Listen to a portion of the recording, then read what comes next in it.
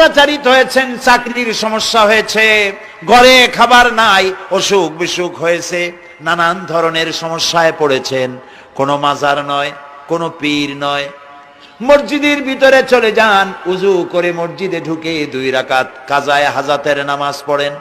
রাসূলুল্লাহর উপরে যখনই বিপদ হতো তিনি নামাজে দাঁড়ায় যেতে। সুবহানাল্লাহ বলো। আপনি কেন যাবেন একটা কবরের কাছে? আপনার সাহায্য কামনার জন্য কোনো পীর নয়, আপনার সাহায্যের জন্য কোনো কবর নয়, সাহায্য পাওয়ার জন্য কে?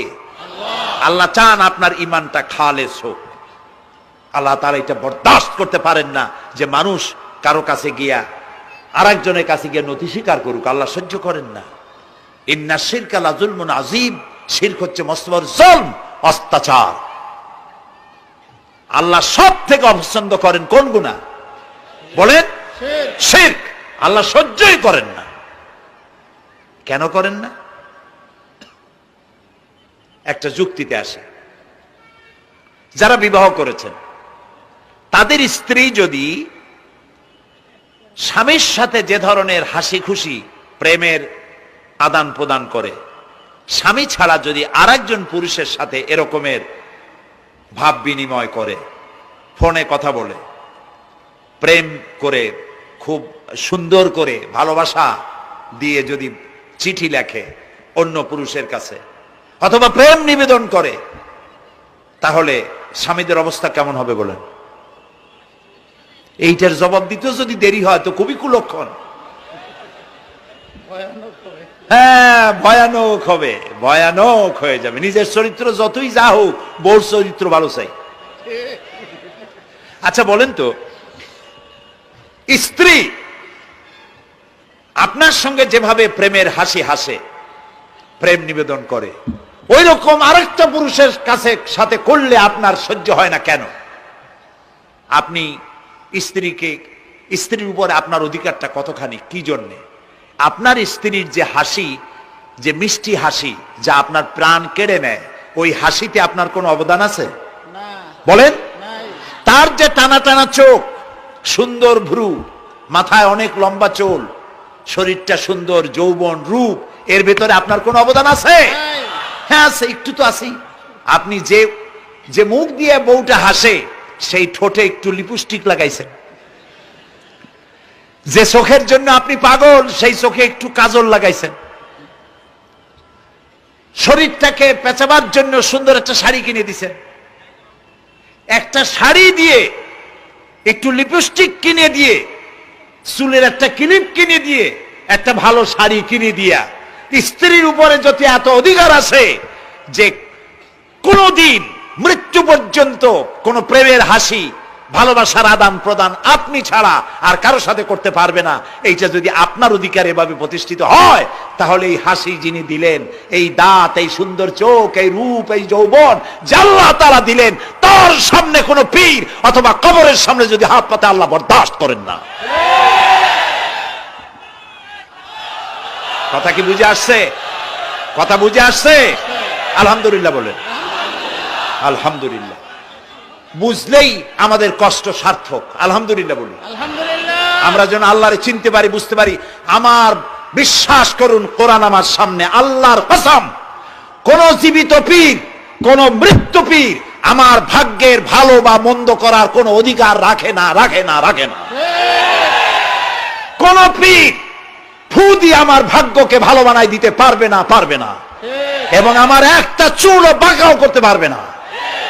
খাইরিহি ওয়া শাররিহি মিনাল্লাহ তাআলা। আমার ভালো, আমার মন্দ করার একমাত্র মালিক কে? আল্লাহ। এক আঙ্গুল আকাশের দিকে উঁচু করে চিৎকার দিয়ে বলুন, কে? আবার বলেন, আবার বলেন, আবারও বলুন। হাত নামান। আল্লাহ কবুল করুন, বলেন আমিন। আমার এই বক্তব্য দিয়ে আমি কোন পীরকে অমর্যাদা করছি না। পীর সাহেবদের কাছে পীর কোন শরীয়তের শব্দ নয়। কোরআন এবং হাদিসে কোথাও পীর বলে কোনো শব্দ নাই। এটি ফার্সি শব্দ। এই শব্দের অর্থ হলো বৃদ্ধ। তো পীর যদি বৃদ্ধ হয় ভালো কথা, তিনি যদি আলেম হন আরো ভালো কথা। কিন্তু বাপ পীর ছিল, উনিও সেই সুবাদে পীর, ইলেম নাই, তোনার নিজের কাছেই তো টর্চ নাই, আপনাকে অন্ধকারে উনিও ম্যানহোলের মধ্যে পড়বে, আপনারে নিয়ে পড়বে। আলেম হইতে হবে, পীর যদি হয় আলেম হইতে হবে, 1 নম্বর কথা।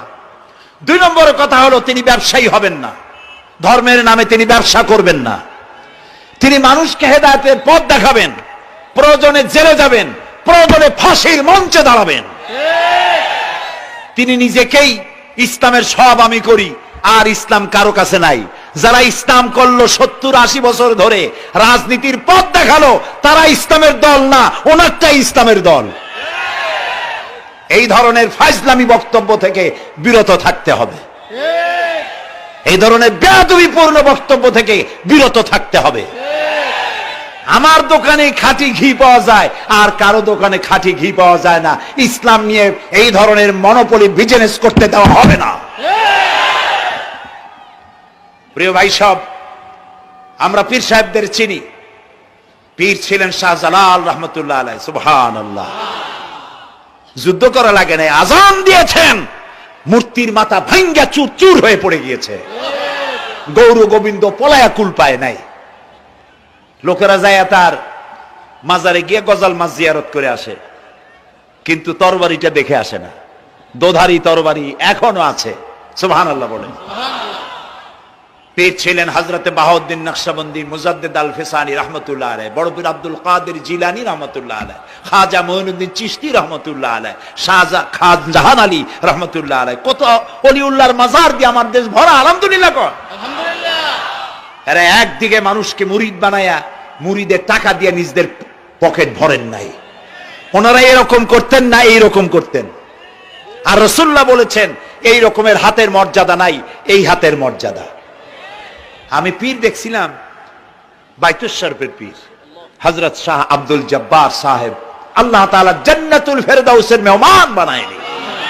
এই বাংলাদেশে শত শত মসজিদ, মাদ্রাসার এতিমখানা তৈরি করে গেছেন, সুবহানাল্লাহ। বৃষ্টির মৌসুমে চট্টগ্রামের বাড়ি তার, 14 বছর মাদ্রাসায় ওয়াজিদিয়া চট্টগ্রামে 14 বছর বুখারী শরীফ পড়িয়েছেন। কি মানের আলেম, খালি পীর না।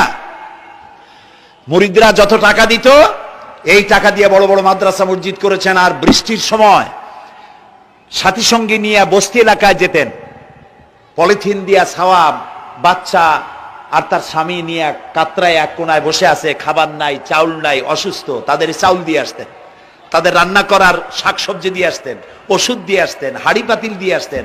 বন্যা হলে, তুফান হলে টাকা উজাড় করে যা মুরিদরা দিত সবগুলি উজাড় করে মানুষের খেদমত করতেন, সুবহানাল্লাহ। কাজেই যারা জামায় অনেকগুলো পকেট সমানে নিতে থাকে আর ভরতে থাকে এইভাবে করে, এই ব্যবসায়ীদেরকে পরিত্যাগ করতে হবে। পীর হচ্ছে ওই সমস্ত লোক যারা নাকি ধর্মের নামে ব্যবসা করে না, বরং আল্লাহর দ্বীনকে প্রতিষ্ঠা করার জন্য কথা বলে। প্রিয় ভাই সব, আমাদের জেহেন সাফ করতে হবে, পরিষ্কার করে বুঝতে হবে আমার ভালো আমার মন্দ কে করতে পারেন? আল্লাহ। সম্রাট শাহজাহান নাম শুনেছেন? কোথার বাদশা বলেন? দিল্লির সম্রাট। সম্রাট শাহজাহান, পৃথিবী জোড়া নাম তার। কবি বলছেন, শাহনে জাহাं को जिन्हें फख्र से देते थे बाज, वाज कब्र में है सूरह अलहम्दु की मोहताज। যে শাহজাহানকে কর দিয়া ট্যাক্স দিতে পারলে জনগণ নিজেদেরকে গৌরবান্বিত বলে মনে করত, সেই শাহজাহান কবরে শুয়ে আছে, সূরা ফাতিহার মুহতাজ হয়ে আছে, সুবহানাল্লাহ। যদি কেউ আমার কবরের কাছ থেকে হেঁটে যাইতো আর একটু সূরা ইখলাস পড়ে সবরেসানি করতো, আমি কিছু পাইতাম। আহারে, এই এতিম ফকির হয়ে শুয়ে আছে। এক ফকির দিল্লি ঘুরতেছে, একজন বলছে, ভাই তোমারে তো খয়রাত করে দেখতেছি আমি সেই ছোটবেলা থেকে, খালি তুমি খয়রাত করো। একটা জিনিস আপনারা মনে রাখবেন, গরিব, আজকে যারা গরিব পরিশ্রমের মধ্য দিয়ে কালকে তারা ধনী হতে পারে, কিন্তু যারা ভিক্ষুক, যারা ভিক্ষা করে, জিন্দেগিতে কোনোদিন তারা বড় হতে পারবে না। ভিক্ষা করা যাদের অভ্যাস, জীবনেও বাড়ি করতে পারবে না, জীবনেও ধনী হইতে পারবে না, কিন্তু গরিব ধনী হইতে পারবে।